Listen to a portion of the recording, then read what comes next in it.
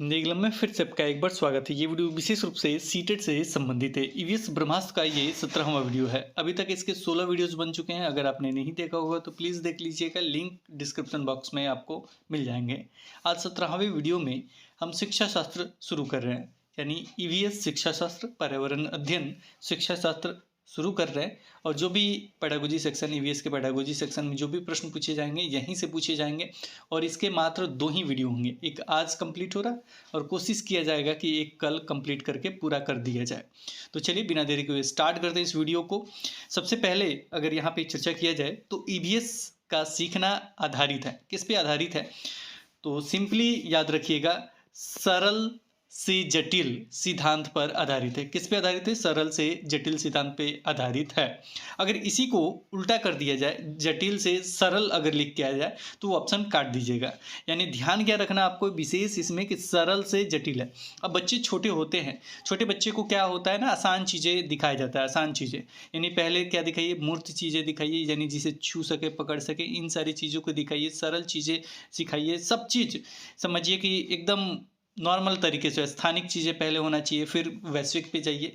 तो ये जो चीज़ें हैं ध्यान रखिएगा कि पहले अगर सरल लिखा है फिर क्या लिखा है? जटिल लिखा है तो ऑप्शन टिक। अगर पहले मूर्त लिखा है फिर अमूर्त लिखा है ऑप्शन टिक, क्योंकि बच्चा क्या है? छोटा है। क्लियर हो गया? वही चीज़ लिखा है सरल से जटिल के सिद्धांत पे। ये सभी अगर ऑप्शन आते हैं तो नहीं होंगे। जटिल से सरल सिद्धांत पे गलत हो जाएगा, वैश्विक से स्थानिक सिद्धांत आता है तो गलत हो जाएगा, अमूर्त से मूर्त सिद्धांत आता है तो गलत हो जाएगा। अब आप कहिएगा कि अमूर्त से मूर्त सिद्धांत तो अभी कह रहे थे, ऐसे ही कुछ कह रहे थे। तो हम कह क्या रहे थे? देखिए ये लिखा है अमूर्त से मूर्त, तो हम कह रहे थे मूर्त से अमूर्त। दोनों दो शब्द हैं। मूर्त मीन्स होता है जो प्रत्यक्ष रूप से आपके सामने जो चीज़ें दिखता है, पकड़ छू सके, वो उसे कहते हैं फिजिकल, एक तरह से कहा जाए उसे मूर्त कहते हैं। और अमूर्त हो गया जिसके बारे में सोच सके, वो नहीं है मौजूद तो भी उसके बारे में सोच सके, बातचीत कर सके, वो होता है अमूर्त।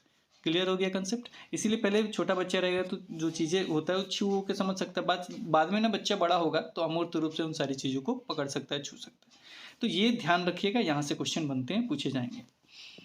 तो सीखने के सिद्धांत पर पर्यावरण अध्ययन आधारित होता है, किस पे? मूर्त से अमूर्त। ईवीएस की शिक्षा के संबंध में सही है, क्या सही है ये आपको बताना है। तो अनुभव द्वारा सीखना, जो भी अनुभव होता है उसके द्वारा सीखना बहुत महत्वपूर्ण है। अनुभव मतलब अनुभव जो शब्द है बहुत महत्वपूर्ण है ईवीएस के संदर्भ में देखा जाए तो।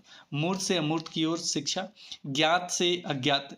ज्ञात से अज्ञात भी याद रखिएगा, ये भी ऑप्शन में आएगा तो टिक करना होगा। ज्ञात और अज्ञात क्या है? ज्ञात मतलब जो ज्ञात है वो, उसके बाद हम अज्ञात की तरफ जाते हैं। इसके बाद आगे ईवीएस का प्रासंगिक स्वरूप, ये भी कहीं शब्द आएगा प्रासंगिक स्वरूप, तो इसे देख के आपको टिक कर देना है। याद रखिएगा ये भी प्रासंगिक स्वरूप आएगा तो देख के आपको टिक करना है, ये भी जरूरी है।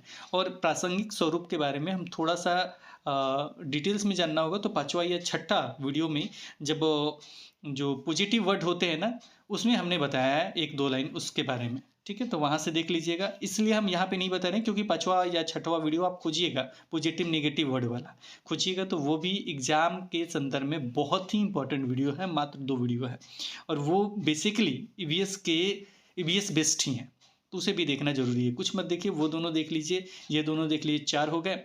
और धमाका सीरीज़ के जो वीडियो हैं, चाहे इसको मैं रिवाइज करवा दूंगा, जो थ्योरेटिकल है वो कोशिश करूंगा। अब यहाँ पे आगे आ जाइए। प्राथमिक स्तर पे ईवीएस की जो पठ्यचर्या की प्रकृति है वो कैसी है? कि समावेशी है, सबको लेके चलने वाली एकीकृत रूप से होती है, वो है। प्रासंगिक है और थीम आधारित है। और क्या है? थीम आधारित है। जो पर्यावरण अध्ययन की प्रकृति है वो संज्ञा की अपेक्षा क्रिया अधिक है। संज्ञा क्या होता है? नाम होता है, कि नाम की अपेक्षा काम पे ज़्यादा आधारित होता है। याद हो गया आपको? तो वही लिखा है, संज्ञा की अपेक्षा क्रिया अधिक है। ईवीएस की जो प्रकृति है वो कैसी है? एकीकृत है, ये हमने पहले भी बताया है और प्रकृति के बारे में हमने यहाँ भी लिख दिया। तो एक तो एकीकृत हमने यहाँ पे भी बोला था, लिखा हुआ नहीं था, लेकिन एकीकृत हो गया, समावेशी हो गया, पठ्यचर्या के जो प्रकृति समावेशी हो गया, प्रासंगिक हो गया, और क्या है? थीम आधारित। इसमें थीम है, सारे थीम भी याद करने होंगे, उप थीम भी याद करना होगा। आपको याद होगा तो मेरे बोलने से पहले बता दीजिएगा, नहीं तो आगे हम आपको बता ही रहे हैं। आगे चलिए, कक्षा 1 और 2 में पर्यावरण अध्ययन, जो पर्यावरण अध्ययन है वो नहीं है। आपने देखा होगा कक्षा 1 और 2 में पर्यावरण अध्ययन नहीं है, क्लास 3 से चालू हो रहा है। और ये हमने कल के वीडियो में जो हिंदी का जो सॉल्व करा रहे थे उसमें हमने बताया भी था। लगभग 2000 व्यूज़ आज हो चुके हैं और आप भी ज़रूर देखिएगा, अगर नहीं देखा होगा तो देख लीजिएगा एक बार, बहुत ज़रूरी है, बहुत इंपॉर्टेंट क्वेश्चन डिस्कस किए गए हैं। तो उसमें नहीं है। अब ये नहीं है, क्यों नहीं है, क्या कारण है, कैसे क्या होगा, इसके बारे में क्वेश्चन पूछा जाता है, तो पढ़ लीजिए। ये किसके अनुसार? तो एनसीएफ 2005 के अनुसार कक्षा 1 और 2 में पर्यावरण अध्ययन एक विषय के रूप में नहीं है, परंतु इससे जुड़े कौशल एवं सरोकार को गणित एवं भाषा के माध्यम से जोड़ने की बात कही गई है। पूछेगा यही सवाल, एक तो पूछ देगा एनसीएफ 2005 के अनुसार, किसके अनुसार? एनसीएफ 2005 के अनुसार। ये भी पूछा जा सकता है कक्षा 1 और 2 में पर्यावरण अध्ययन है या नहीं है, तो डायरेक्ट कहिएगा नहीं है। किसके अनुसार? एनसीएफ 2005 के अनुसार। एक और क्वेश्चन पूछ देता है कि विषय के रूप में नहीं है, उससे जुड़े जो भी कौशल और सरकार है वो किसके माध्यम से जोड़ने की बात कही गई है। वहाँ लिख देगा सामाजिक विज्ञान और भी बहुत सारी चीज़ें लिख देगा, चाहे एक में गणित लिख देगा, सामाजिक विज्ञान ठूस दिया, एक में भाषा लिख देगा और वहाँ पे विज्ञान ठूस दिया, और ऐसे ही कुछ कुछ चीज़ें ठूस देगा जिसके कारण आप गलत करके आएंगे। वहाँ याद रखिएगा ऑप्शन क्या? गणित एवं भाषा के माध्यम से जोड़ने की बात कही गई है। किसके माध्यम से? गणित एवं भाषा के माध्यम से जोड़ने की बात कही गई है। इसके लिए एनसीईआरटी द्वारा अध्यापकों के लिए एक पुस्तिका, वैसे पूछा नहीं गया लेकिन नाम नोट कर लीजिए, EVS skill through language in mathematics in easily grades प्रकाशित की गई है, जिसमें भाषा तथा गणित के ऐसे कई क्रियाकलाप दिए हैं जिनमें आपको पर्यावरण अध्ययन से जुड़े मुद्दों को कक्षा 1 और 2 में समेकित करने में सहायता मिलेगी। क्या करने में? कक्षा 1-2 को समेकित करने में सहायता मिलेगी। चलिए आगे बढ़ते हैं और इसी से संबंधित और भी प्रश्न आते हैं। देखिए क्या, राष्ट्रीय पाठ्यचर्या की रूपरेखा, जिसे शॉर्ट में हम लोग एनसीएफ कहते हैं, तो दोनों नाम भी याद रखिएगा। राष्ट्रीय पाठ्यचर्या की रूपरेखा, जिसे एनसीएफ कहा जाता है, 2005 पर्यावरण अध्ययन को कक्षा 3 से 5 तक एक विषय के रूप में देखती है। अब देखिए, कक्षा 3, 4, 5 को किस रूप में देखा जाता है? तो एक विषय के रूप में देखा जाता है। किसके अनुसार?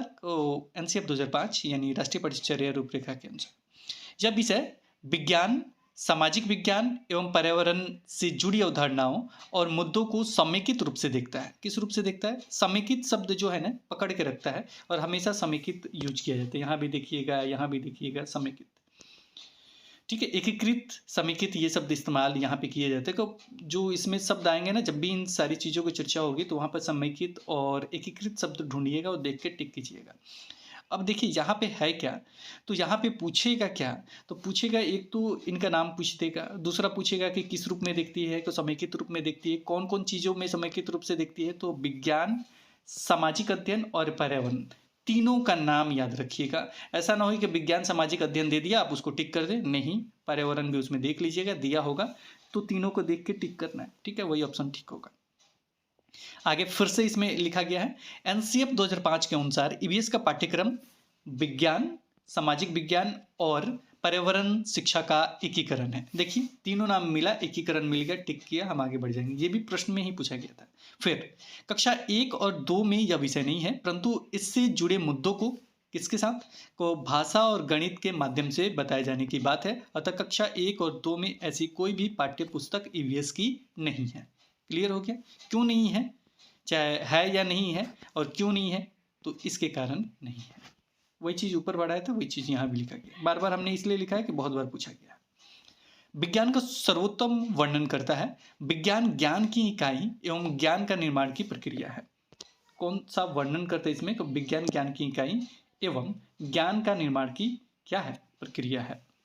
राष्ट्रीय पाठ्यचर्या रूपरेखा 2005 के अनुसार निम्न ईवीएस अधिगम का वर्णन करते हैं। अधिगमकर्ताओं द्वारा ज्ञान की सक्रिय, देखिए यहाँ पे, अधिगमकर्ताओं द्वारा ज्ञान का सक्रिय निर्माण, पर्यावरण से ज्ञान कौशल की प्राप्ति और अधिगमकर्ताओं के बीच, अधिगमकर्ता कौन होते हैं ना, जो सीखते हैं, वो के बीच विचार और कौशलों को साझा करना, विचार और कौशलों को साझा करना, जो भी विचार और कौशल उसे साझा करना और सक्रिय निर्माण करना, ज्ञान का सक्रिय निर्माण, सक्रिय शब्द मिला, टिक कीजिएगा। और इसके साथ ही पर्यावरण से ज्ञान कौशल की प्राप्ति, तो ये सारे ऑप्शन मिलेंगे, तो ये टिक करना है। आगे, ईवीएस सीखने के लिए राष्ट्रीय पाठ्यचर्या की रूपरेखा 2005 की सिफारिशें हैं। क्या सिफारिशें हैं? को एक तो ऑप्शन आपको मिलेगा, रटकर सीखने को हतोत्साहित करना। अब याद रखिएगा, वहाँ पे रटकर सीखना मिलेगा तो काट दीजिएगा, यानी वो ऑप्शन सही नहीं होगा। लेकिन अगर मिले रटकर सीखने को हतोत्साहित करना, ये ऑप्शन मिले को उसे क्या कीजिएगा, टिक कीजिएगा। हतोत्साहित शब्द रटने के साथ मिले उसे क्या करना है, टिक करना है। ये अच्छा होता है और एनसीएफ की सिफारिश भी है ये। किताबी शिक्षा से प्रस्थान, मतलब किताबी शिक्षा जो है उसको प्रस्थान कर स्कूल में बच्चों के जीवन को स्कूल के बाहर के जीवन से जोड़ना चाहिए। ठीक है, ऐसा नहीं कि किताबी कीड़ा बना दें, किताब से ही जोड़ के रखें, ऐसा नहीं, बाहरी जीवन से भी उसे जोड़ा जाना चाहिए। लेकिन सीखने के लिए स्कूल, घर और समुदाय के बीच सुनिश्चित सीमाएं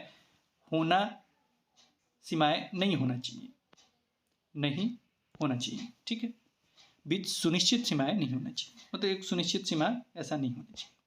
आगे बढ़ते हैं। अगला है एनसीएफ 2005 के अनुसार प्राथमिक स्तर पर ईवीएस का उद्देश्य क्या है?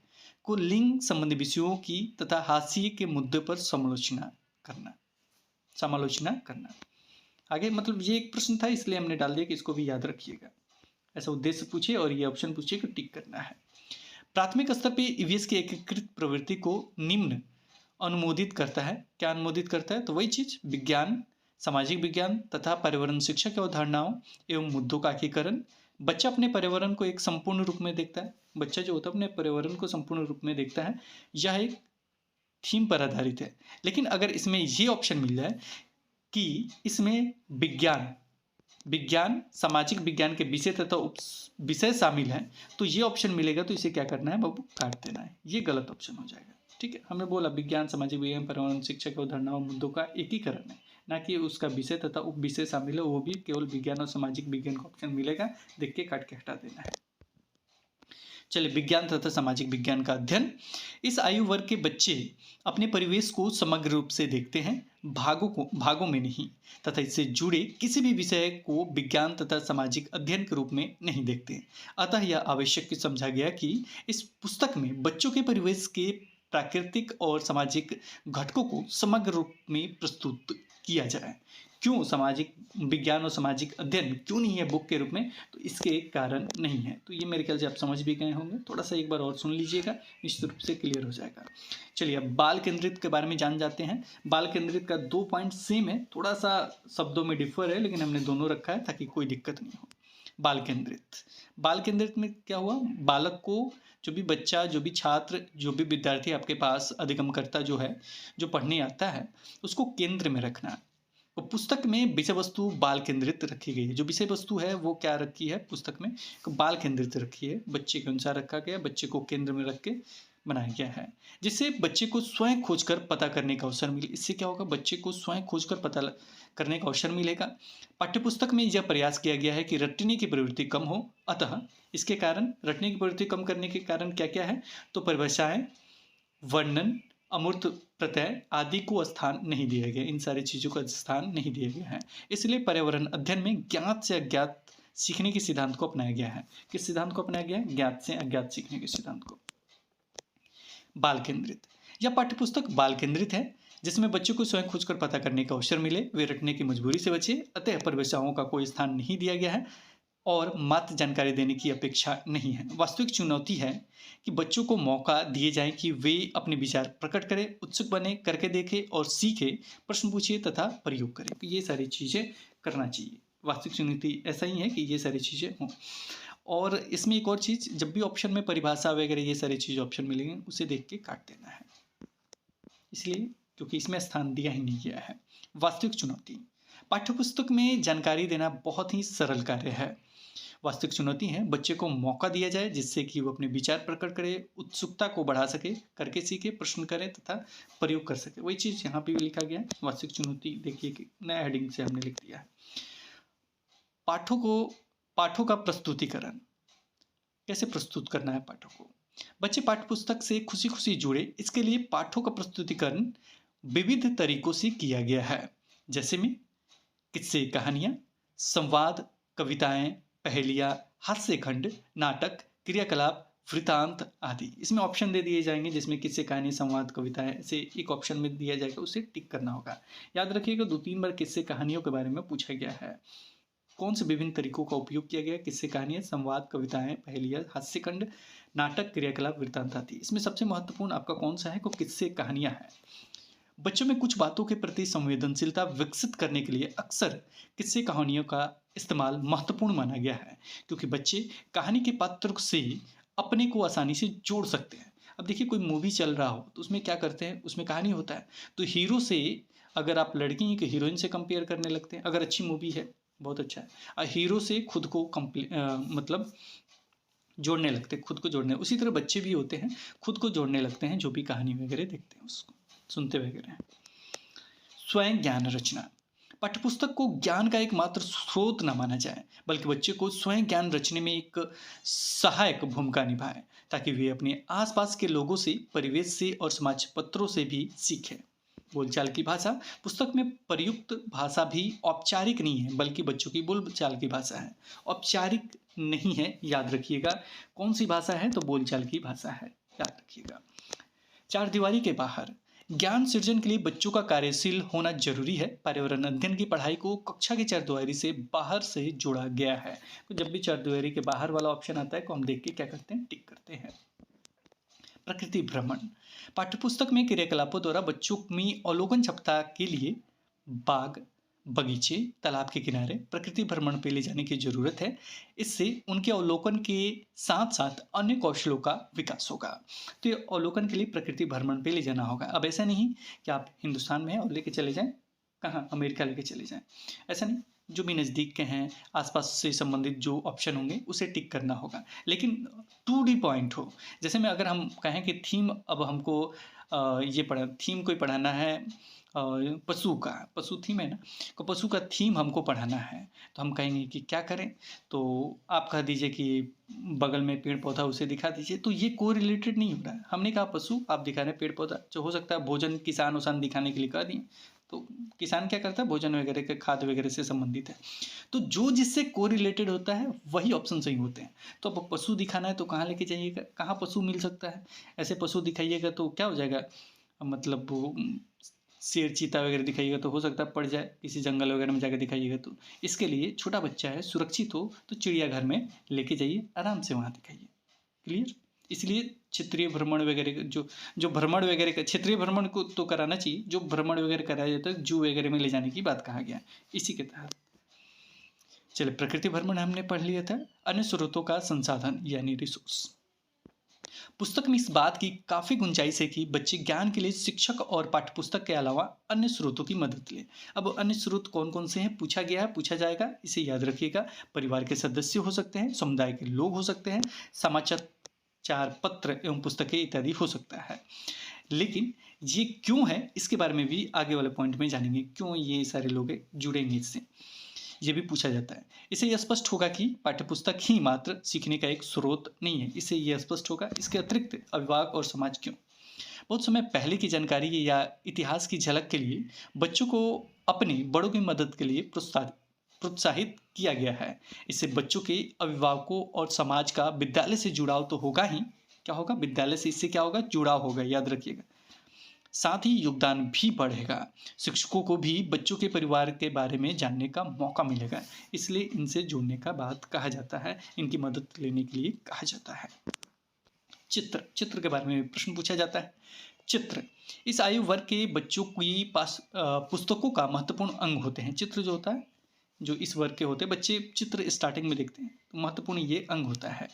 लेखक दल ने ध्यान रखा है कि चित्र की प्रकृति लिखित बातों को प्रतिबिंबित करे, क्या करे, लिखित बातों को प्रतिबिंबित करे। पुस्तक में विषय वस्तु को चित्रों की सहायता से बढ़ाना एक प्रमुख आधार रखा गया है। पुस्तक में विषय वस्तु को चित्रों की सहायता से बढ़ाना प्रमुख आधार रखा गया है। चित्रों का इस्तेमाल इस तरह से भी किया गया है कि वे लिखित कार्य के पूरक हों। किस कार्य के पूरक हो, लिखित कार्य के पूरक हो। ये पॉइंट याद रखिएगा सारा। अब चलिए हम बात करते हैं नए पाठ्यक्रम में इस विषय को कितने थीमों में बांटा गया है। याद रखिएगा 6 थीम में बांटा गया है और 4 इसके उप थीम है। किसकी उप थीम है ये भी पूछा जाता है। तो जो पहला होता है परिवार और मित्र, उसके ही 4 उप थीम है, ये भी पूछा जा सकता है। परिवार और मित्र के ही ये चारों उप थीम क्यों है, पूछा जाएगा निश्चित रूप से। अब प्रत्येक थीम से भी प्रश्न पूछे जा रहे हैं, तो बहुत बेहतरीन से आपका क्लास होने जा रहा है यहाँ से, और यहाँ पे बहुत सारी चीज़ें पढ़ेंगे, क्योंकि प्रत्येक थीम के बारे में कुछ ना कुछ चीज़ें सीखने को मिलेगा और अच्छा चीज़ें मिलेगा। तो सबसे पहले हम आपको थीम याद करवा देते हैं। थीम बहुत बार याद करवाया गया है, शॉर्ट में आपको याद करवा देते हैं, फिर से रिपीट करवा देते हैं, नहीं तो लिखना चाहें तो जल्दी से लिखिए। देखिए, पहला जो थीम होता है, टोटल कितना थीम बताया हमने? 6 थीम बताया। तो पहला जो थीम बताया, अगर हमें धरती पे आना होगा तो सबसे ज़रूरी क्या है? माता-पिता। और माता-पिता और बच्चे को हम लोग परिवार कहते हैं। अब परिवार के साथ एक और चीज़ जोड़ देते हैं, और के साथ मित्र। क्योंकि पत्नी भी एक मित्र के रूप होती है कि ज़ाहिर-सी बात है, हम बड़े होंगे तो फिर हमारा साथी होगा, तो फिर तो बच्चे होंगे। इसीलिए परिवार और मित्र को हमने एक साथ रखा है। परिवार और मित्र को हमने एक साथ रखा है। तो पहला तो पता चल गया कि परिवार और मित्र कैसे शुरू हुए, क्योंकि हमें धरती पे आना है तो परिवार और मित्र साथ में हैं। ठीक है, अब धरती पे आ गए हैं, तो धरती पे आते ही हमें क्या लगता है? हम रोना शुरू कर देते हैं। तो सबसे पहले हमें क्या चाहिए? तो माँ का दूध चाहिए, यानी हमें भोजन चाहिए। तो परिवार और मित्र के रूप में पहला आ गया थीम। दोबारा क्या हमें मिला? को भोजन मिला। भोजन मिलने के बाद ज़ाहिर सी बात है, बच्चे को क्या देना चाहिए? वो भोजन मिल गया, यानी दूध वगैरह मिल गया, उसके बाद पानी की चर्चा होती है। तो उसके बाद धीरे धीरे पानी की तरफ बच्चा बढ़ता है। अभी स्टार्टिंग में नहीं, बच्चे को देखिए, हम कहानी कह रहे हैं आपको याद करवाने के लिए। अब इसका मतलब प्रैक्टिकल लाइफ में पानी पिलाने मत रखिएगा, आज ही जन्म लिया आज ही पानी पिला रहे हैं। दूध में सारा चीज़ होता है, ठीक है ना? तो प्रैक्टिकल लाइफ में यूज मत कीजिएगा, याद करवा रहा हूँ मैं आपको। तो पहला चीज़ जन्म लिया, परिवार और मित्र है, इस उसके बाद ही आया। उसके बाद उसे भूख लगा तो भोजन मिला। भोजन मिला तो ज़ाहिर सी बात है, हाथ धोने के लिए उसे पानी चाहिए। को पानी मिल गया तो ज़ाहिर सी बात है, अब थोड़ा सा अंगड़ाई लेगा और लगेगा उसे नींद। को नींद के लिए क्या चाहिए? ज़ाहिर सी बात है, घर होना चाहिए। उसके बाद आता है घर, यानी आवास को कुष्ठ में इसके आश्रय भी कहते हैं या आवास भी कहते हैं। इसके बाद जब मतलब सो लिया, सो लेने के बाद ज़ाहिर-सी बात है कि ज़्यादा देर तक तो सो नहीं सकता आदमी, कि ज़ाहिर-सी बात है कहेगा कि अब खा लिए, फिर खाना खाने के बाद यानी भोजन करने के बाद पी लिए। पीने के बाद हमने क्या किया? पी लिए मतलब पानी पी लिए। उसके बाद कहे कि हम आराम भी कर लिए, अब थोड़ा घूम लेते हैं, यानी इसके बाद आता है यात्रा। और यात्रा करते समय हम क्या करते हैं? कैसे चीज़ें बनता है, इन सारी चीज़ों को हम देखते हैं और करते हैं। यानी बहुत सारी चीज़ें हम यात्रा में क्या करते हैं? बनाते और करते हैं। तो यही टोटल 6 थीम है। और पहले वाले को हमने बताया था कि मित्र भी मिलते हैं। तो मित्र के रूप में ना हम बहुत सारी चीज़ें देखते हैं और करते हैं। तो इसमें देखते हैं कौन-कौन सा है। तो मित्र, परिवार और मित्र को 4 उप थीम यानी प्रकरण में बाँटा गया है। तो पहला इसमें है कि परिवार और मित्र तब तैयार होते हैं जब हमारा आपसी संबंध तो अच्छा हो।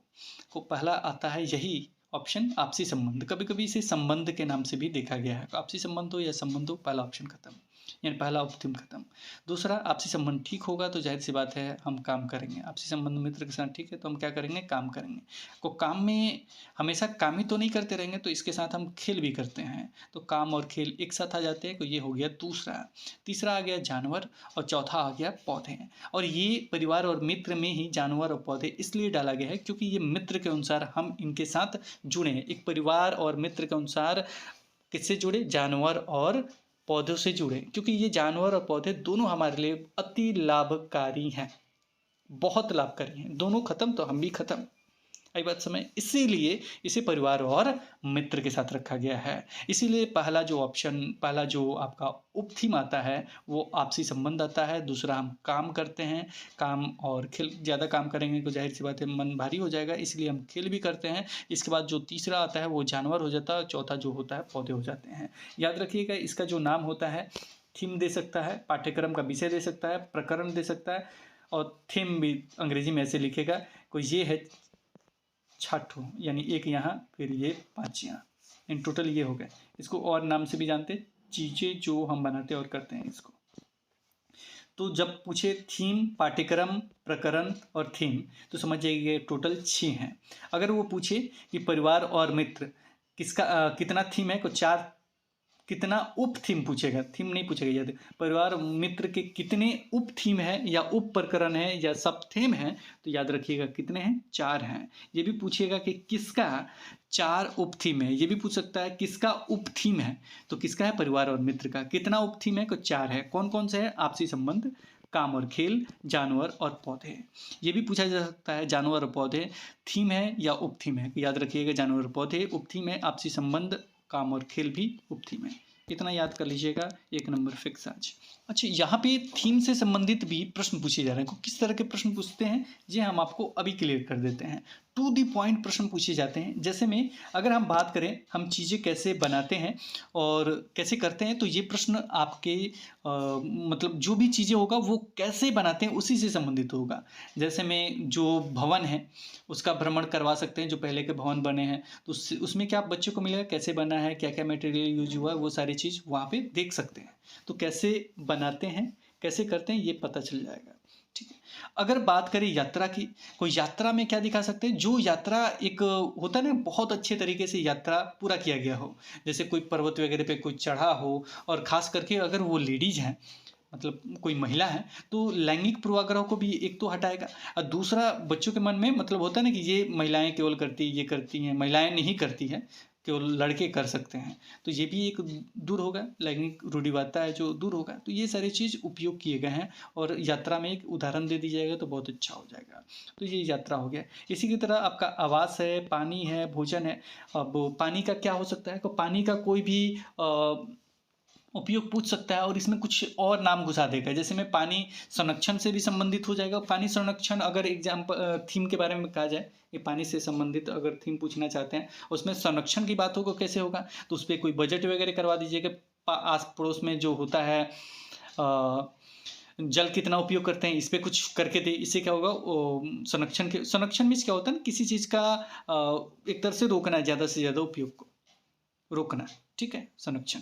अब भोजन की बात किया जाए, तो भोजन से संबंधित क्या उदाहरण हो सकता है, कि भोजन से संबंधित ये उदाहरण हो सकता है कि कौन मतलब करते हैं ये सारे, जो किसान वगैरह होते हैं उनके बारे में ये सारी चीज़ें ना, उससे संबंधित कुछ प्रश्न है, उसे हम कर लेते हैं। लेकिन याद रखिएगा इन सारी चीज़ों को। जानवर पशु के बारे में क्या हो सकता है, कि जानवर पशु के बारे में हम कहाँ लेके जाएँ, तो उन्हें लेके जाइए कहाँ पे, अब सामने कहीं मत दिखा दीजिएगा, नहीं तो बैल वगैरह के सामने ले जाकर खड़ा करा दीजिएगा, टूट गया तो क्या करेगा, वो मार देगा जानवर, इसलिए चिड़ियाघर में ले जाकर दिखाएं।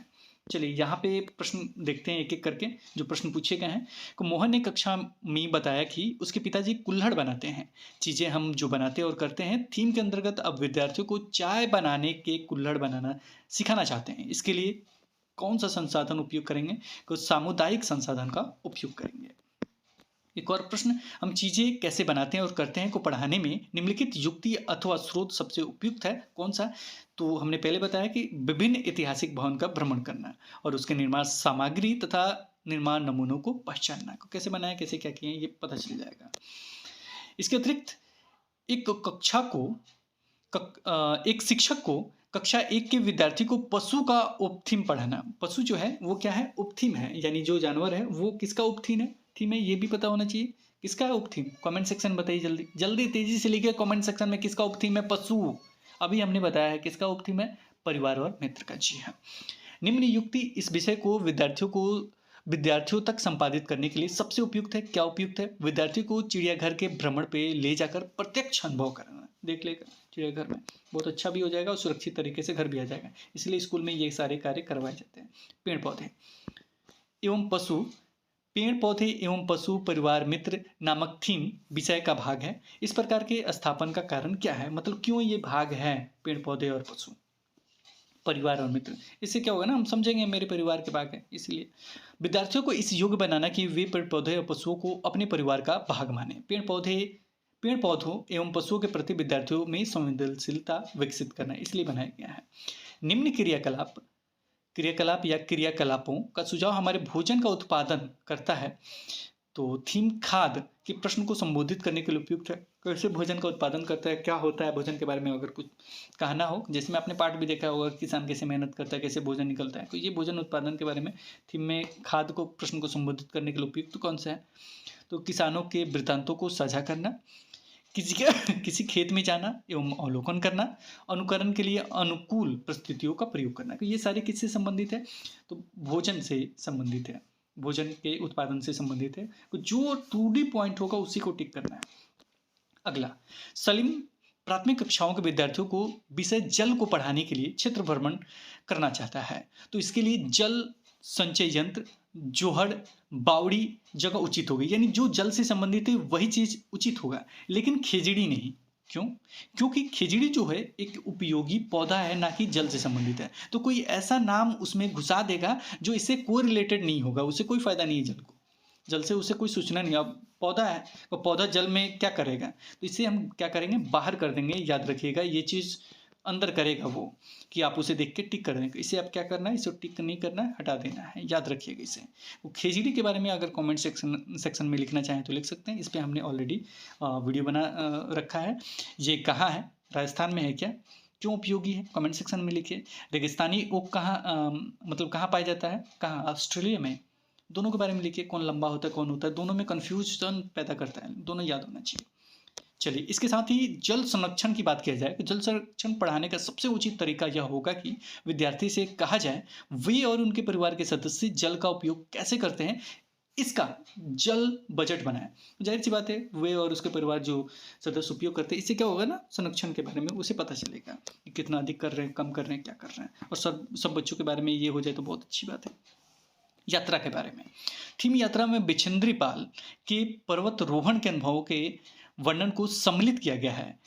इन्हें सम्मिलित करने के कारण हो सकते हैं, क्या कारण हो सकते हैं? तो पहला, यह अध्याय लिंग रूढ़िवादिता के प्रति चुनौती है। बहुत बेहतरीन ऑप्शन, इसे देख के टिक कर दीजिएगा। दूसरा, यह अध्याय पर्वतों की ऊंची चोटियों को मापने पहुंचने में आई चुनौतियों का वर्णन करता है। अगर ऐसा होता है तो ये चुनौतियों को वर्णन करता है, कि यात्रा के बारे में बताता है थीम से, और दूसरा चीज़ ये भी करता है। यह अध्याय सामूहिक यानी टीम, पूरा टीम जाता है तो सामूहिक टीम कार्य के महत्व का व्याख्या करता है। यह अध्याय एक अनुकरणीय आदर्श को प्रस्तुत कर, अनुकरणीय आदर्श यानी अनुकरण कैसे किया जाता है, इसके आदर्श को प्रस्तुत करता है।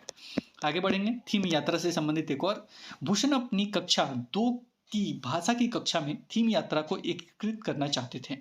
बच्चों के यातायात पर अपने अनुभव संसाधन का सुझाव देंगे, जो कक्षा में संपादन के लिए सबसे उपयुक्त है। ईवीएस में शिक्षार्थियों के आकलन करते समय तकनीकी भाषा का उपयोग करने से बचना होगा, तकनीकी भाषा का उपयोग करने से बचना होता है।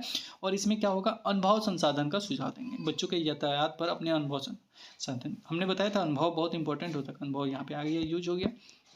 अगला, तीसरी कक्षा के विद्यार्थी अपने परिवार के सदस्यों के विषय में सीखते हुए चौथी कक्षा के परिवार वृक्ष की ओर बढ़ते हैं, तथा पांचवी कक्षा में परिवार परस्पर क्रिया के विचार की तरफ बढ़ते हैं। देखिएगा, तीसरी कक्षा के जो विद्यार्थी होंगे अपने परिवार के सदस्यों को विषय में सीखते हुए आगे बढ़ते हैं, और चौथी कक्षा में परिवार वृक्ष की ओर आगे बढ़ते हैं। पांचवी कक्षा में परिवार परस्पर क्रिया के विचार की तरफ आगे बढ़ते हैं, ये विचार की तरफ आगे बढ़ते हैं। अब देखिए, ये धीरे धीरे आगे बढ़ रहे हैं, तो ये जो पाठ्यचर्या थीम में जो पाठ्यचर्या है वो कौन सा उपागम होगा, स्थानिक से वैश्विक, स्थानिक से वैश्विक की तरफ आगे बढ़ रहे हैं।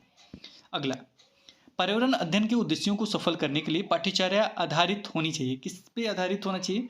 कि पर्यावरण के बारे में अधिगम, पर्यावरण के माध्यम से अधिगम, और पर्यावरण के लिए अधिगम। सबसे पहले क्या होता है ना, उसके बारे में, पर्यावरण के बारे में के बाद क्या होता है ना, माध्यम के माध्यम से। उसके बाद क्या हो जाएगा ना, किसके लिए, ये लास्ट में आता है, वो पर्यावरण के लिए अध्ययन। तो ये याद रखिएगा, ये फिल इन द ब्लैंक्स पूछा गया था, ये भरने वाला के बारे में पहले, फिर के माध्यम से, फिर के लिए। ठीक है, क्लियर। चलिए आगे बढ़ते हैं। अब आते हैं आकलन के बारे में कुछ जान लेते हैं। आकलन में 2 आकलन पूछा जाता है। वैसे आकलन बहुत सारे हैं, लेकिन 2 आकलन जो कन्फ्यूजन पैदा करता है, एक होता है योगात्मक यानी सीखने का आकलन, दूसरा होता है आपका निर्माणात्मक आकलन, और इसी और नाम से भी जाना जाता है। निर्माणात्मक होता है और रचनात्मक होता है, और सीखने के लिए आकलन होता है। दोनों में अंतर होना चाहिए। बेस्ट कौन है? कोई योगात्मक होता है, लास्ट में होता है, पूरा योग करके आकलन कर लेना, योगात्मक आकलन सबसे लास्ट में, अंतिम में। और जो आपका होता है सीखने के लिए आकलन, रचनात्मक आकलन, यानी ये निदानात्मक होगा, यह निर्माण कर सकता है, निदान कर सकता है, सारा चीज़ होता है। सबसे बेस्ट यही होता है। कौन? निर्माणात्मक आकलन, रचनात्मक आकलन, या सीखने के लिए आकलन। चलिए पढ़ लेते हैं। योगात्मक आकलन यानी संकल्पनात्मक आकलन भी इसका नाम है, या अंतिम आकलन भी इसका नाम है। योगात्मक आकलन को सीखने का आकलन के नाम से भी जाना जाता है, सीखने के आकलन के नाम से भी जाना जाता है। इस प्रकार के आकलन का प्रयोजन शिक्षक को छात्र की उपलब्धि और कार्य प्रदर्शन की पहचान करने में सक्षम करना है। अब ये क्यों होता है उपयोग, ये पूछा जा सकता है कि आकलन का प्रयोजन शिक्षक के छात्रों को उपलब्धि और कार्य प्रदर्शन की पहचान करने में सक्षम करना है। जिसमें सीखने की अवधि एक सत्र या वर्ष हो सकती है। योगात्मक आकलन का उपयोग आमतौर पर एक छात्र की अन्य छात्रों के समक्ष तुलना करने के लिए किया जाता है। ऐसी प्रतिक्रिया आमतौर पर, लेकिन हमेशा नहीं, बोर्ड द्वारा दी जाती है, जैसे में वार्षिक उपलब्धि परीक्षण आदि। जब भी पूछते हैं कि वार्षिक उपलब्धि परीक्षण कौन सा आकलन है, तो जान जाइएगा वार्षिक उपलब्धि परीक्षण कौन सा है। वार्षिक मतलब कब होता है, लास्ट में होता है, बोर्ड वगैरह का एग्जाम होता है, तो ये योगात्मक आकलन का उदाहरण है। चलिए आगे है, पर्यावरण अध्ययन में अधिगम का आकलन। अधिगम का आकलन करने का उद्देश्य है कि शिक्षक विद्यार्थियों की उपलब्धियों के विषय में जानकारी एकत्र करें। अगर होता है तो क्यों है, ये जानकारी एकत्र करने के लिए। अगला पढ़ते हैं जो बहुत महत्वपूर्ण है, निर्माणात्मक आकलन यानी रचनात्मक आकलन। निर्माणात्मक आकलन को कई लोगों के द्वारा सीखने के लिए आकलन भी कहा जाता है। निर्माणात्मक आकलन कक्षा के संदर्भ में संपन्न होता है, कक्षा के संदर्भ में संपन्न होता है और शिक्षक और छात्र के बीच संबंध की बुनियाद पर विकसित होता है। यह नैदानिक और सुधारात्मक होता है। याद रखिएगा इस पॉइंट को, नैदानिक और सुधारात्मक होता है। वह प्रभावी प्रतिक्रिया के लिए प्रदान करता है। आगे बढ़ते हैं। ईवीएस के लिए, ईवीएस के सीखने को मजबूत करने के लिए आकलन ध्यान केंद्रित होना चाहिए। सीखने के लिए, किसके लिए, सीखने के लिए। सीखने में सुधार का आकलन का बिंदु है सीखने के लिए आकलन। अभी हमने बताया सुधार, निदान यानी किस में जाएगा, सीखने के लिए आकलन।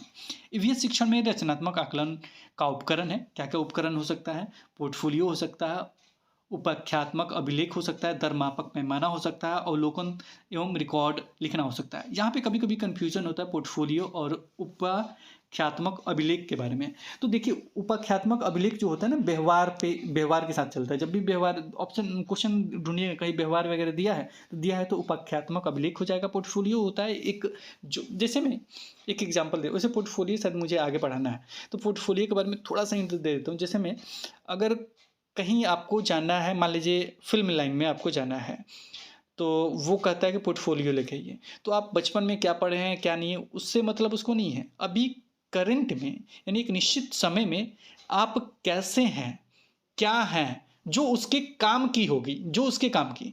अब कहीं मार धाड़ कर रहे हैं, कुछ कर रहे हैं, उससे मतलब नहीं है। अगर फिल्म लाइन में जा रहे हैं तो उसके काम की क्या होगी, उसके काम की होगी ये कि जो आपका बेहतरीन सा कहीं डांस किया हो, चाहे किसी फिल्म में काम किया हो, उसका क्लिप वगैरह, जब बेहतरीन सा आपका फोटो वगैरह, सुंदर सुंदर फोटो है, वो सारी चीज़ हो, वो उसको दिखाना। तो ये आपका एक समय का आप फोटोग्राफ वगैरह, अब जवानी का, बुढ़ापे में है, जवानी का फोटो भेज दीजिए, उसके काम का नहीं होगा, वो फिल्म में चूज करेगा, नहीं करेगा। इसीलिए एक करंट जो समय का, जो भी समय है, उस समय का पूरा चीज़ निचोड़ आपके बारे में, जो उसके लिए उपयोगी है वो चीज़ उसको दे देना। ये पोर्टफोलियो के रूप में भी उपयोग होता है, बच्चे के संदर्भ में भी, जो आपके काम का है वो चीज़ पूरा निचोड़ निकाल के देते हैं। ठीक है, एक समय में, एक समय का। चलिए पोर्टफोलियो पढ़ेंगे तो वो होगा, और ये जो संबंधित हो जाएगा, ये उनके व्यवहार से संबंधित हो जाएगा। जो शिक्षक होते हैं वो क्या होते हैं, आपके व्यवहार के बारे में कलम डायरी वगैरह लेके रखते रहते हैं, लेके रखे रहते हैं और आपके बारे में लिखते रहते हैं। अच्छा ये सब व्यवहार है, इसमें सकारात्मक व्यवहार दिया है, ये किया हमने, और चेंजिंग करते रहते हैं अपने बारे में, जो भी पढ़ाना है। चलिए आगे पढ़ते हैं। रचनात्मक आकलन की तकनीक है सहपाठी आकलन। रचनात्मक आकलन की तकनीक क्या है, सहपाठी आकलन। रचनावादी कक्ष में अध्यापक की भूमिका का वर्णन करते हैं। विद्यार्थियों को ज्ञान निर्माण हेतु प्रेरित करना। अब यहाँ पे शब्द मिलेगा प्रेरित करना, विद्यार्थियों को व्याख्या करने के लिए प्रेरित करना। ईवीएस की कक्षा में रचनात्मक आकलन का संचालन करने का सबसे उपयुक्त उद्देश्य क्या है, तो विद्यार्थियों की मात्रात्मक एवं गुणात्मक प्रगति को संबोधित करना। ठीक है, अगला है सहयोगात्मक अधिगम। इसका अंग्रेजी में नाम भी है कोऑपरेटिव लर्निंग। क्या आवश्यक तथ्य क्या है, विद्यार्थी अपने समूह में सकारात्मक के साथ प्रतियोगिता करते हैं। याद रखिए, सकारात्मकता के साथ प्रतियोगिता करते हैं। विद्यार्थी एक दूसरे की सहायता करते हैं। सहयोग, सहायता करना, और प्रतियोगिता भी करना तो सकारात्मक के साथ। अगला व्यक्तिगत आकलन। एक बच्चे को केंद्र में रखते हुए, एक बच्चे को, याद रखें व्यक्तिगत में क्या होगा, किसी विशेष इंसान पे फोकस करना, किसी विशेष बच्चे पे, इसीलिए लिखा गया एक बच्चे को केंद्र में रखते हुए किया गया आकलन जब कोई गतिविधि या कार्य करता है और उसे पूर्ण करता है। सामूहिक आकलन किसी कार्य को पूर्ण करने के उद्देश्य से बच्चों द्वारा सामूहिक रूप से कार्य करते समय सीखने और प्रगति का आकलन सामूहिक आकलन है। आकलन का यह तरीका बच्चों के सामूहिक कौशल सहयोग द्वारा सीखने की प्रक्रिया तथा बच्चों के व्यवहार से संबंधित अन्य मूल्यों के आकलन के लिए बहुत उपयुक्त पाया गया है। अब चलिए सीसीई के बारे में थोड़ा सा जान लेते हैं। सीसीई का फुल फॉर्म क्या है, कमेंट सेक्शन में लिखना चाहें तो लिख सकते हैं। सीसीई के अनुसार पर्यावरण अध्ययन में स्व आकलन संबंधित है। तो स्व आकलन संबंधित किससे? स्व मतलब खुद का आकलन, यानी सीखने के समान आकलन। सीखने के समान आकलन। स्व आकलन क्या होता है? तो बच्चे द्वारा स्वयं के सीखने तथा ज्ञान कौशल प्रक्रिया रुचि व्यवहार आदि में प्रगति के स्व आकलन से संबंधित है। सीखने के समान आकलन। सीखने के समान आकलन। आकलन में स्व आकलन है अधिगम के रूप में आकलन। एक जगह दे दिया था अधिगम के रूप में आकलन, और वहां पे क्या नहीं था, को सीखने के समान आकलन नहीं था, इसलिए इस ऑप्शन को बोर्ड ने सीबीएसई बोर्ड ने सही माना था। आगे बढ़ते हैं। ईवीएस में सपाटी आकलन है सीखने के रूप में आकलन। सपाटी आकलन क्या है? सीखने के रूप में आकलन, इसके साथ हमेशा जाता है। सपाटी द्वारा आकलन क्या होता है? एक बच्चे द्वारा दूसरे बच्चे का आकलन, इसे दो बच्चों की जोड़ी या समूह में कराया जा सकता है। ईवीएस के लिए रचनात्मक आकलन है। अधिगम के लिए आकलन, अब यहाँ पे रचनात्मक आकलन जब भी पूछा जाएगा तो अधिगम के लिए आकलन हो जाएगा, अधिगम के साथ आकलन हो जाएगा, लेकिन यहाँ पे क्या नहीं होगा, कुछ सीखने का आकलन नहीं होगा, याद रखिएगा। अधिगम के लिए आकलन हो जाएगा, अधिगम के साथ आकलन हो जाएगा रचनात्मक आकलन में, लेकिन अधिगम सीखने का आकलन नहीं होगा। का शब्द लगा होगा उसे काट दीजिएगा। देखिए आगे लिखा गया है ईवीएस में आत्म आकलन है। इसके लिए भी इन्होंने क्या किया, सीखने के लिए आकलन है, उपलब्धियों और सीखने के परिणाम के निर्णय के बारे में सीखना है, सीखने के बारे में सीखना है, लेकिन सीखने का आकलन नहीं होगा। याद रखिएगा सीखने का क्या है, आकलन नहीं होगा।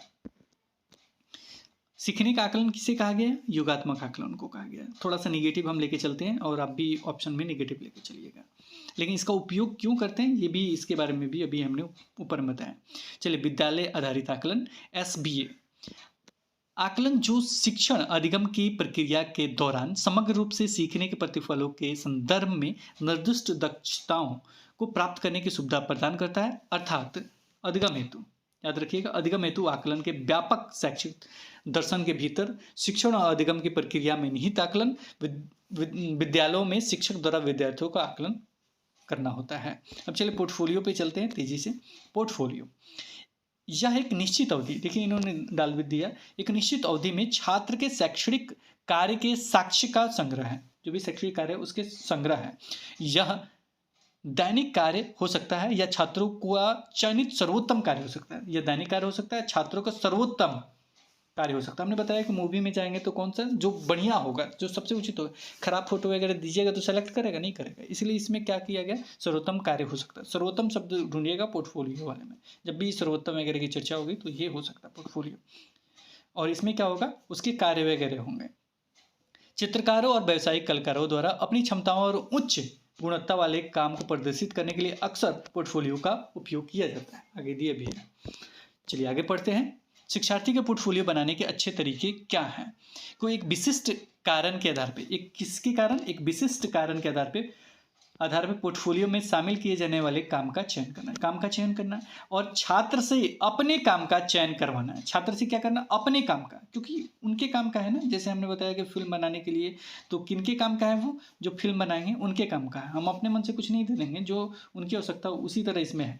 छात्र से अपने काम का चयन करवाना और उसको अपने पोर्टफोलियो में शामिल कराना। अपने पोर्टफोलियो में क्या करना, शामिल कराना।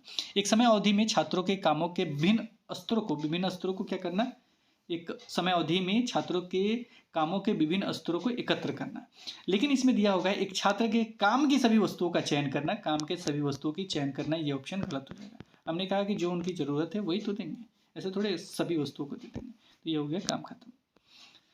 यानी ये ऑप्शन मिलेगा तो काट के अलग कर देना। पोर्टफोलियो से संबंधित अगर पूछेगा अच्छे तरीके के तो वो काट के अलग हो जाएगा। बच्चों के सीखने की प्रगति को आकलन के लिए शिक्षकों द्वारा अक्सर पोर्टफोलियो का उपयोग किया जाता है। ये पोर्टफोलियो क्या है? तो पोर्टफोलियो बच्चों के सीखने की प्रगति की एक संचय में संचित तो इकट्ठा रखा जाए। संचयी अभिलेख है, बच्चों द्वारा अपने कार्यों को प्रदर्शित करने में समर्थ बनाता है। प्रदर्शित करने में क्या करता है? समर्थ बनाता है।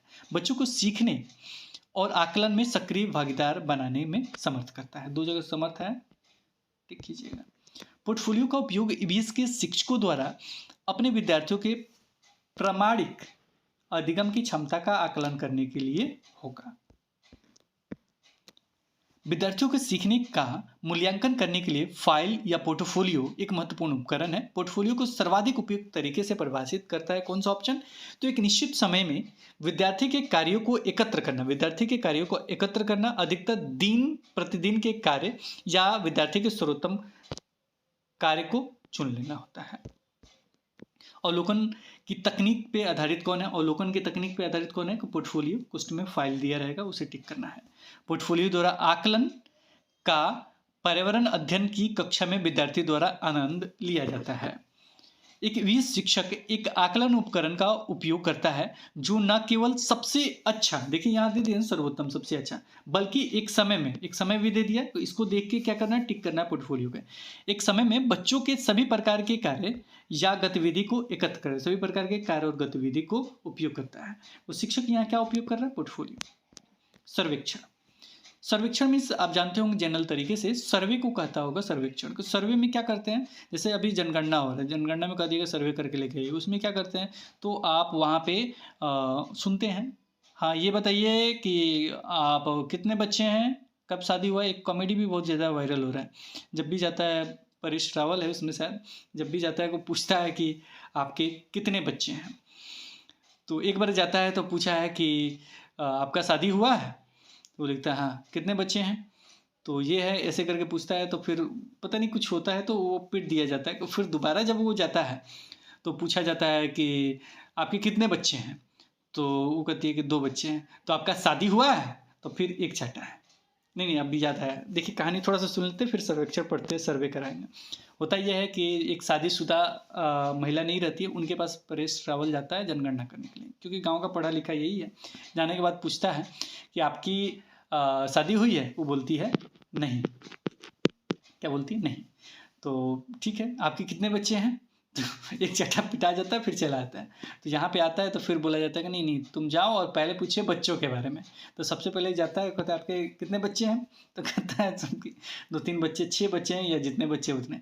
फिर पूछा जाता है कि आपकी शादी हुई है? तो एक चट्टा मारती है, यानी बच्चे कैसे आ जाएंगे? तो दोनों तरफ से पिटाता है। इस तरह का अभी जनगणना और उसमें सर्वे मत करने लगिएगा, वही सर्वे यहाँ है। तो यहाँ पे कौन से कौशल होंगे? एक तो सुनने वाला, दूसरा वो क्या करता है? नोट करता है। तो वो क्या हो जाएगा? रिकॉर्डिंग। चलिए पढ़ लीजिए, इसमें भी वही होगा।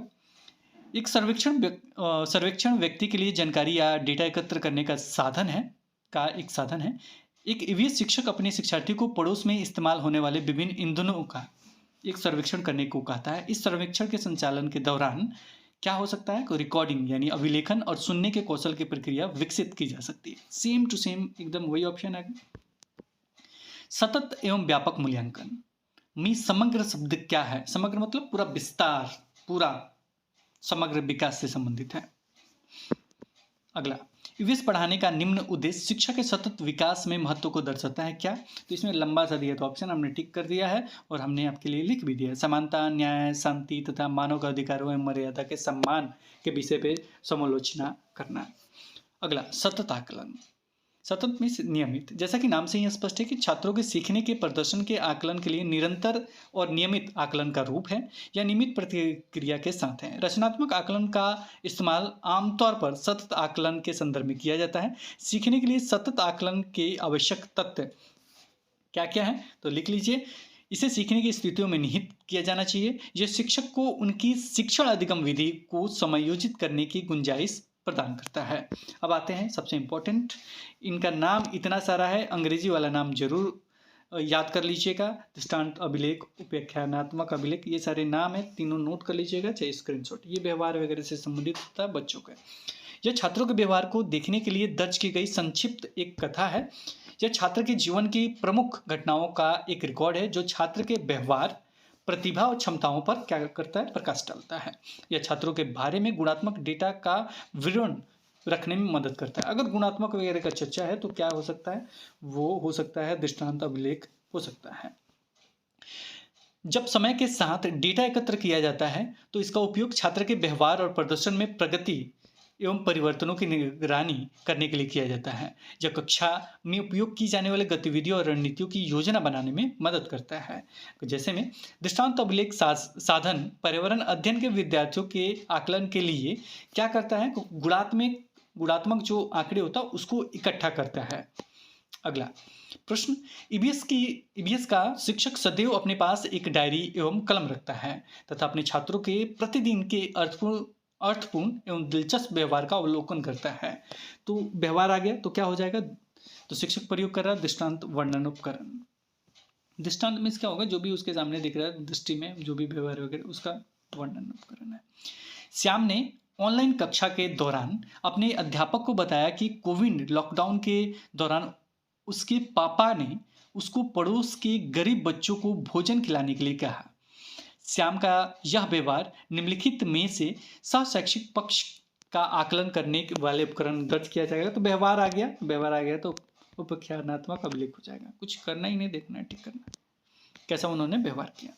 अगला, ईवीएस में रचनात्मक आकलन के लिए इसका उपयोग किया जा सकता है। अगला, पाठ्यपुस्तक।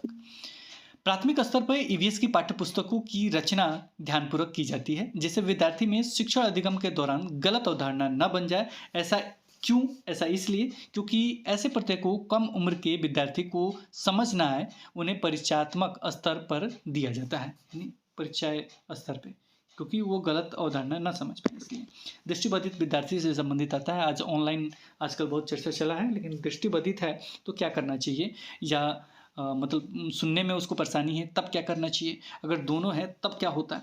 तो चलिए पहले दृष्टिबाधित विद्यार्थी पे चर्चा कर लेते हैं। ऑनलाइन कक्षाओं की अवधि में एक ईवीएस शिक्षिका दृष्टिबाधित का शिक्षण आवाज में संदेश सजा करके ढेर सारी मौखिक व्याख्या का उपयोग करके सहपाठी के द्वारा व्याख्या करेगी, लेकिन मूर्त अनुभवों का उपयोग करके शिक्षण नहीं करेगी, क्योंकि वो मूर्त या ठोस वस्तुओं को देख नहीं सकता और इसका अनुभव उसके पास नहीं होगा। चलिए यहाँ पे हम बता दें कि दृष्टिबाधित है। अब यहाँ पे ऑनलाइन कक्षा में मूर्त चीज़ें नहीं दिखाया जा सकता है। मूर्त चीज़ें क्या हो सकता है, वो महसूस नहीं कर सकता है। जैसे मैं आँख से अंधा है, ऑनलाइन आप दिखा रहे हैं कि ये देखिए, तो छू तो सकता नहीं, मूर्त वस्तु है, उसे क्या कर सकता है, छू तो सकता नहीं। तो दूर से क्या कर सकता है, केवल सुन सकता है, यही ना कर सकता है कि सुनने वाला जो भी चीज़ें हैं वो चीज़ें इसको दिया जाए। अगर आपके सामने है तो स्पर्श वाले 3D जो वस्तु है उसको पकड़ के छू के कर सकता है। तो दोनों में अंतर समझिएगा और टिक कीजिएगा ध्यान से, ऑनलाइन में क्या है और ऑफलाइन में क्या है। दृष्टिबाधित विद्यार्थी के लिए पर्यावरण अध्ययन के लिए सबसे अधिक उचित युक्ति क्या है। दृष्टिबाधित मतलब आँख से नहीं दिखाई दे रहा है तो श्रवण पाठ्य पुस्तक तैयार किया जाए, यानी जो सुन सके वो। विषय वस्तु का उपयोग स्पर्श वस्तुओं या बड़े अक्षरों में किया जाए, यानी कम दिखाई दे रहा है का बड़ा अक्षर वाला इस्तेमाल किया जाए। बड़े अक्षरों या 3D हो तो बहुत बढ़िया है, ताकि स्पर्श करके सारा चीज़ समझ सके। अब 3D भी एकदम छोटा है तो वो ऐसा नहीं होना चाहिए, बड़ा होना चाहिए। जहाँ तक संभव हो पाठ्य वस्तु को अधिक से अधिक मूर्त निश्चित बनाए, लेकिन अवधारणाओं की सरल चित्रों तथा मूर्त ठोस वस्तुओं द्वारा, मूर्त जो ठोस वस्तु उसके द्वारा व्याख्या की जाए, ऐसा नहीं होना चाहिए। नॉर्मल रूप से मूर्त वगैरह कर दिए हैं को उसको स्पर्श करके समझ भी नहीं पा रहा, कैसा नहीं होना चाहिए।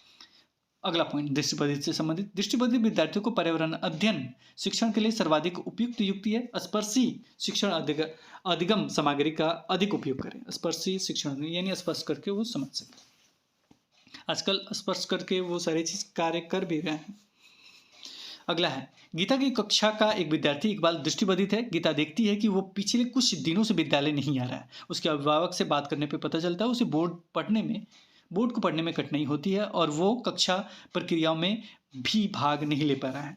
एक तो ये नहीं हो पा रहा है, बोर्ड को पढ़ने में कठिनाई है, दूसरा क्या नहीं हो, कक्षा की प्रक्रियाओं में भाग भी नहीं ले पा रहा है।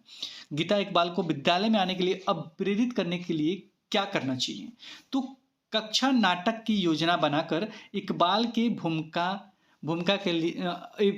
लिए भूमिका निर्मित करना चाहिए अभिप्रेरित करने के लिए। यहाँ पे एक चीज दे सकता है ऑप्शन में कि उसको बोर्ड जहाँ से साफ दिखे वहाँ बैठाना चाहिए। बैठाने से संबंधित मतलब बोर्ड साफ दिखे चाहे आगे बैठाना चाहिए, ये ऑप्शन दे देगा, तो इसे टिक मत कर दीजिएगा कि आगे बैठाना चाहिए, क्योंकि दूसरा भी चीज़ इसके साथ जुड़ा हुआ कक्षा की प्रक्रिया में भाग भी नहीं ले पा रहा है। इसके लिए उसको क्या चाहिए, अभिप्रेरणा चाहिए ताकि वो भाग ले सके और वो शामिल हो सके कक्षा में, इसलिए ये चीज़ करना पड़ेगा। अगला श्रवण बाधित है, यानी सुन नहीं सकता है लेकिन देख सकता है। तब श्रवण बाधित बच्चों की शैक्षणिक आवश्यकताओं के प्रबंध के लिए शिक्षकों को ऑनलाइन शिक्षण में रूपांतरित करना चाहिए। क्या रूपांतरण करना चाहिए ऑनलाइन में, को ऑनलाइन कक्षा के दौरान विशेष शिक्षक की सहायता, विशेष शिक्षक होते हैं जो अपने इशारों से वो पढ़ाते हैं, उनकी सहायता लेकर केवल उनके लिए ऑफलाइन कक्षा का प्रबंध, इसमें एक ऑप्शन दिया था जिसे टिक किया गया था, केवल उनके लिए ऑफलाइन कक्षा का प्रबंध करके। इसके अतिरिक्त उप शीर्षकों तथा साथ साथ अनुशीर्षकों को अपने वीडियो और पीपीटी में जोड़ना, उप शीर्षक जोड़ना साथ साथ अनुशीर्षक, यानी जिससे वो देख के वो सारा चीज़ ग्रहण कर सके, वो चीज़ अधिक दृश्यों का उपयोग करके। एक और प्रश्न था जो बहरेपन गूंगेपन से संबंधित था। आप बहरेपन और गूंगेपन की अक्षमता और बिना बोले संवाद कैसे करें, इस बारे में एक अध्याय पढ़ा रहे हैं। मान लीजिए जो बहरा है और गूंगा भी है, बहरा मतलब सुन नहीं सकता और बोल भी नहीं सकता, इसका पढ़ा रहे हैं। एक बच्चा टोक दिया और बोला क्या, हम सब बोल सकते हैं तो ईवीएस में इसे ये ईवीएस में क्या कर रहा है, हम ईवीएस से क्यों पढ़ रहे हैं, पूछा जा सकता है। तो क्यों पढ़ रहे हैं इसका उत्तर होना चाहिए। तो निम्न उत्तर ईवीएस के पाठ्य को सिखाने के लिए प्रयोजन का सबसे अच्छा वर्णन करेगा कौन सा, हम सभी की अलग अलग क्षमताएं और बाधाएं हैं होती हैं। कुछ लोगों के पास चुनौती होती है जहां वे सुन या बोल नहीं सकते। हमें यह समझने की ज़रूरत है उनके साथ कैसा संवाद किया जाए और समावेशी कैसे बने, यानी उनके साथ कैसे संवाद, मान लीजिए वो मिल गया और उससे बातचीत करना है, कोई काम ही करवाना है, वहाँ पे कोई नहीं है तो कैसे होगा, तो ये चीज़ आप में आ जाएगा, इसलिए ऐसा पढ़ाया जाता है। सेवापूर्व शिक्षक, वह व्यक्ति जो शिक्षक बनने की तैयारी में है उसे सेवापूर्व शिक्षक कहते हैं, इसलिए हमने डाला भी है। को सेवापूर्व शिक्षक अपने नैतिक मूल्यों, व्यक्तित्व, हित और अभिरुचि को जानने के लिए स्व आकलन उपकरणों का उपयोग करेंगे। किसका, स्व आकलन। नुक्कड़ नाटक का भी उपयोग किया गया है। वैसा में रूढ़िवादी छवि, जो भी रूढ़िवादी छवि है के मुद्दे के प्रति विद्यार्थियों को संवेदनशील करने के लिए प्रभावशाली तरीका कौन सा हो सकता है, तो आपका नुक्कड़ नाटक हो सकता है। वास्तविक वस्तु देख कर या करके सीखना, एक ईवीएस अध्यापक ने अंकुरन विधि को समझने के लिए विद्यार्थियों को घर के लिए एक क्रियाकलाप देने का निश्चय किया। सबसे उपयुक्त क्रियाकलाप क्या हो सकता है, तो मूंग से अंकुरन को निकलते हुए देखना, मूंग से अंकुरन को निकलते हुए देखना है, तो ये क्या होगा, प्रैक्टिकल लाइफ में हो जाएगा सबसे बेहतरीन। एक और उदाहरण है, एक ग्रामीण विद्यालय की अध्यापिका भोजन संरक्षण की तकनीकों को शिक्षण दे रही है, उसके लिए उत्तम रणनीति क्या हो सकता है, तो अड़ोस पड़ोस में क्षेत्रीय भ्रमण का आयोजन करके घरों में उपयोग होने वाली संरक्षण विधियों का उपयोग कराना होगा। यानी बगल में कैसे संरक्षण मतलब कैसे वो अचार वगैरह डाल दिए, कैसे संरक्षण करिए, वो सारी चीज़ मैंने खराब नहीं हो। खाद्य पदार्थों के खराब होने तथा अपव्यय को संबोधित करने के लिए निम्न संसाधन का सुझाव उपयुक्त है कौन सा, तो परिवार के अनुभवों एवं पारस्परिक क्रियाओं को खाद्य परीक्षण से संबंधित व्यक्ति से साझा करना, हमने बताया अनुभव वगैरह वाला ऑप्शन टिक होंगे। अगला, प्राथमिक स्तर पर ईवीएस पढ़ाने का प्रमुख उद्देश्य विद्यार्थियों को इस योग्य बनाना कि विद्यार्थियों को कक्षा की शिक्षा को विद्यालय से बाहर के जीवन को जोड़ने में मदद हो। अगला हम नहीं होगा तो नेक्स्ट वीडियो से लेके आएंगे, क्योंकि यहाँ से अब आपके डायरेक्ट ऑप्शन आंसर शुरू हो जाएंगे। इन्होंने ये किया, ये क्यों किया, उन्होंने ये किया, ये क्यों किया, और भी बहुत सारे क्वेश्चन जो बार बार पूछे गए, यहाँ से हम स्टार्ट करेंगे। तो नेक्स्ट वीडियो आपको मिलेगा पेज नंबर 122 से, और इसी के बाद हम पूरा ख़त्म कर देंगे ईवीएस। नेक्स्ट वीडियो भी इतना ही लंबा होना चाहिए मेरे ख्याल से, क्योंकि 140 के करीब में है, तो 120-22 तक पहुँच गए, तो 20 और पेज होंगे, 20-22 पेज, तो उसके बाद आपका ईवीएस टोटल समाप्त हो जाएगा। फिलहाल ये वीडियो कैसा लगा हमें कमेंट सेक्शन में जरूर बताइएगा। मुझे ऐसा नहीं पूर्ण विश्वास है कि आप सीटेट में ईवीएस शिक्षा शास्त्र हो या ईवीएस हो अच्छा करेंगे। प्रीवियस ईयर जरूर बना लीजिएगा इस वीडियो को देखने के बाद, निश्चित रूप से कुछ प्लस पॉजिटिव जरूर देखने को मिलेगा। फिलहाल मिलेंगे फिर नेक्स्ट वीडियो के साथ, तब तक देखते रहें, बने रहें हिंदी क्लब पे। धन्यवाद, बाय बाय।